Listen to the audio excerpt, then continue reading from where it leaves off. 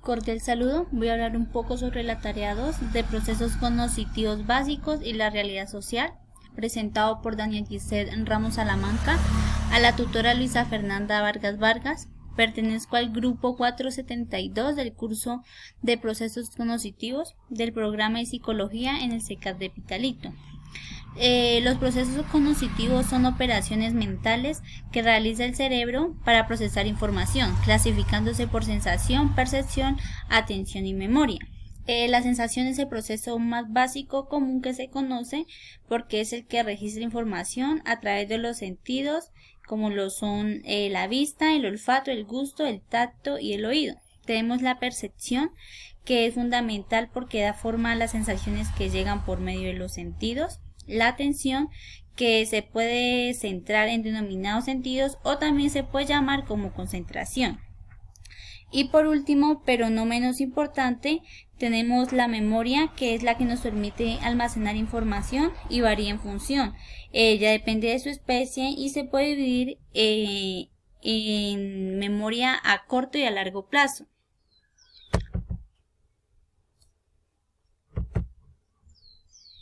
Introducción. Este trabajo se hace con el propósito de conocer y clasificar las funciones que cumple el cerebro en el ser humano.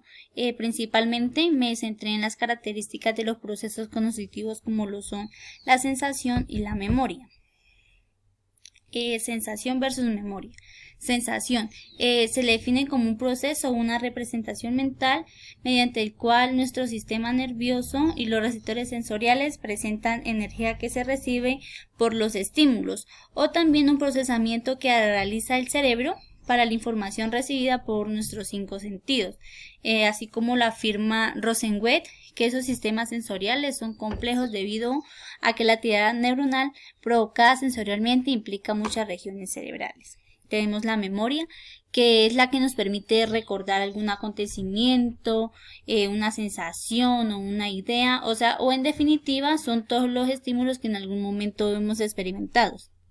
Birramonte nos afirma que la memoria es la capacidad de retener y evocar información de la naturaleza, ya sea perceptual o conceptual.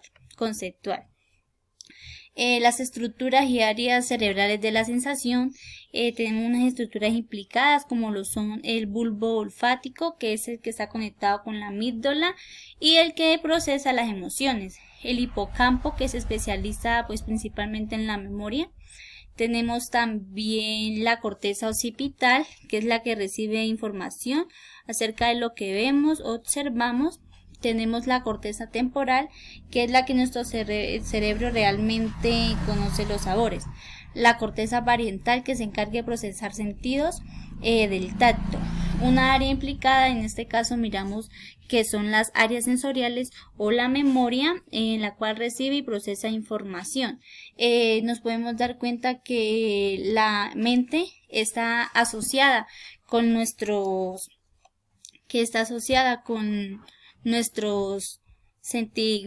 gustos. Las estructuras o áreas cerebrales de la memoria, con ellas encontramos el hipocampo, que es el que se encarga de reconocimiento y almacenar recuerdos, el cerebelo, que es el que se encarga de la coordinación muscular y todos los movimientos. Tenemos la amígdala, que es la recepción de la información del entorno o la anticipación a una respuesta emocional. Los ganglios basales, que son una iniciación o interpretación del movimiento, y por último la memoria motriz, que es la capacidad de fijar, conservar y evocar experiencias del pasado. La sensación se clasifica en 2 grupos o subgrupos, en los cuales tenemos los estímulos externos y los estímulos internos. En los externos tenemos el sentido de vista, que es la que se encarga de detectar sensaciones creadas, y dentro de ellas se encuentran 2 tipos, las cromáticas y las acromáticas.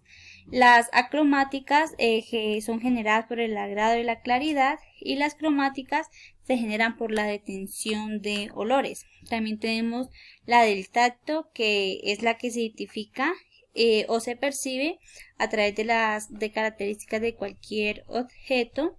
El auditivo, que es el que detecta sonidos que llegan al mecanismo interno del órgano auditivo en forma de vibraciones.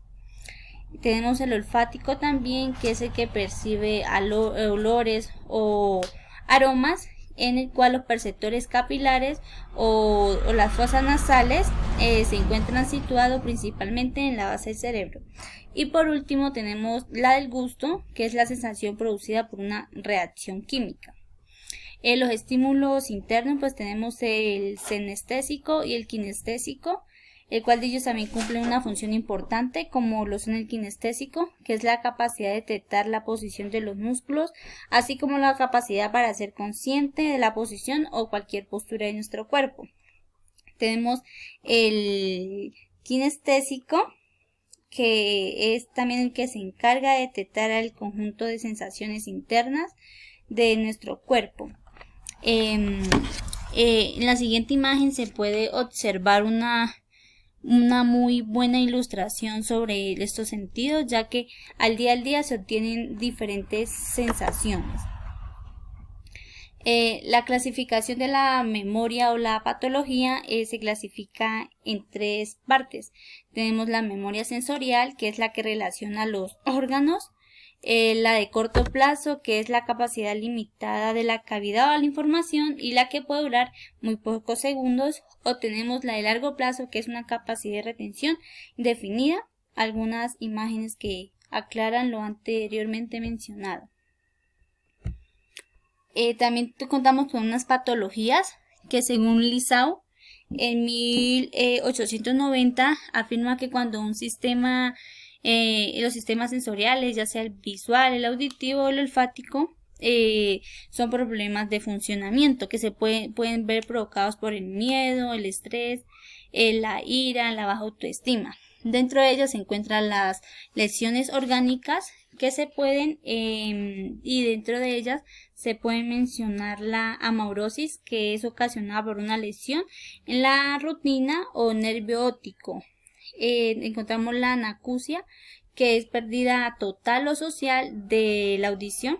La anasmia es la pérdida total del olfato. La agiusia, que es la pérdida o disminución del gusto, que esa puede ser presentada de nacimiento o se puede adquirir en el tiempo por lesiones mucosas bucales. La hipoestesia es anestesia, son trastornos de sensibilidad.